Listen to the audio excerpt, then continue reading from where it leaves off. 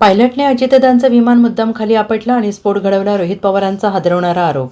राज्याचे दिवंगत उपमुख्यमंत्री अजित पवार यांच्या विमान अपघाताच्या दिवशी बारामतीत दृश्यमानता कमी असतानाही वैमानिक कॅप्टन सुमित कपूर यांनी विमान माघारी न फिरवता खाली उतरवले.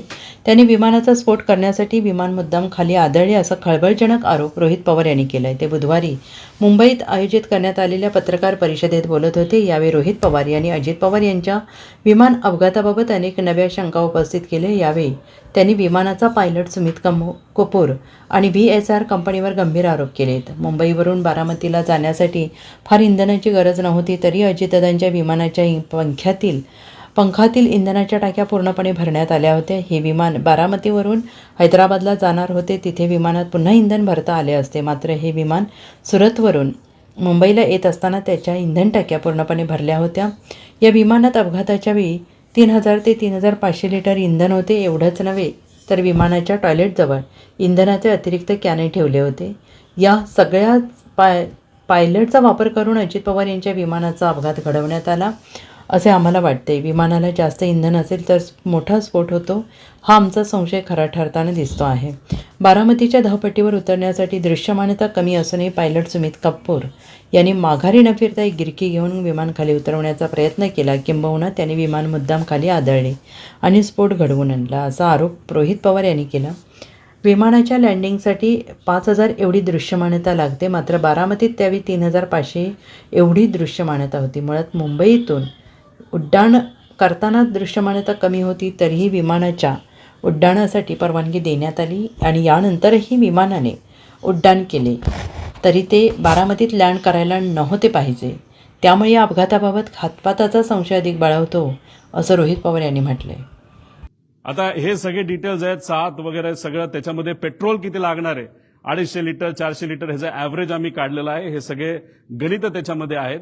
त्याच्यामध्ये आपण जर बघितलं तर मुंबईवरनं हे विमान जात असताना फुल टँक हे भरले होते. म्हणजे ते पूर्ण विमानचे जे पंखे असतात त्या पंख्यामध्ये जो टँक असतो तो फुल भरला होता.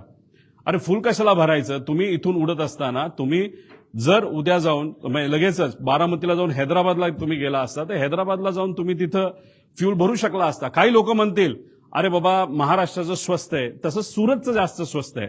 पण मग आता 3-3.5 हजार लिटर जर त्याच्यामध्ये फ्यूल बसत असेल तर त्याला 10 रुपयाचा फरक काढला तर 30-35 हजाराचा फरक पडतो. मोठा फरक होत नाही.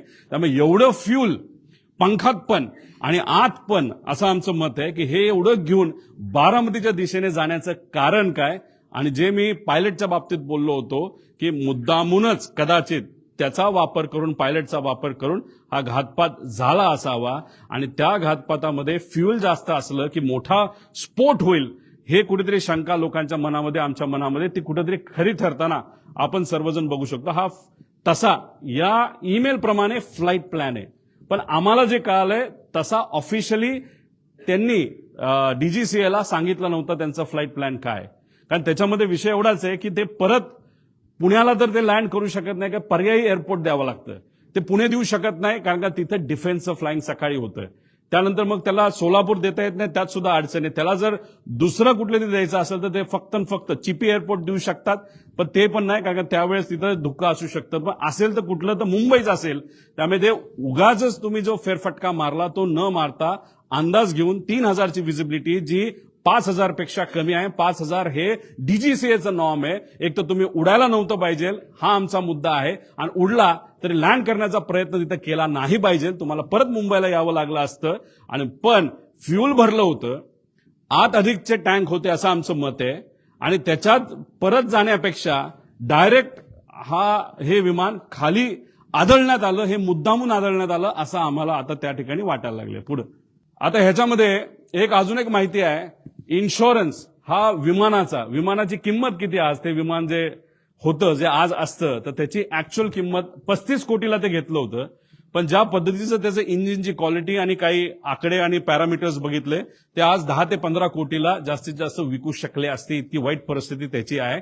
आणि ज्या लोकांनी ते विमान चालवलंय पूर्वी आणि आज ते कंपनी बरोबर नाही, या लोकांनीच आम्हाला सांगितलं की 10 कोटीत दिलं कुणी जर असतं आत्ता तरी न घेणं हे जास्तच योग्य ठरलं असतं.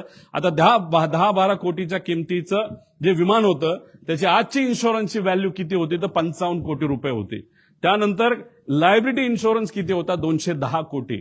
म्हणजे आत बसणारी लोक, त्याच्यानंतर घरावर कोणाच्या पडलं तर, जर कुठल्या व्यक्तीवर पडलं, जनावरांवर पडलं तर 210 कोटी रुपये त्याची टोटल लायबिलिटी व्हॅल्यू होती. आता ह्याच्यामध्ये पायलट सुद्धा आले, याच्यामध्ये 5 जण आली.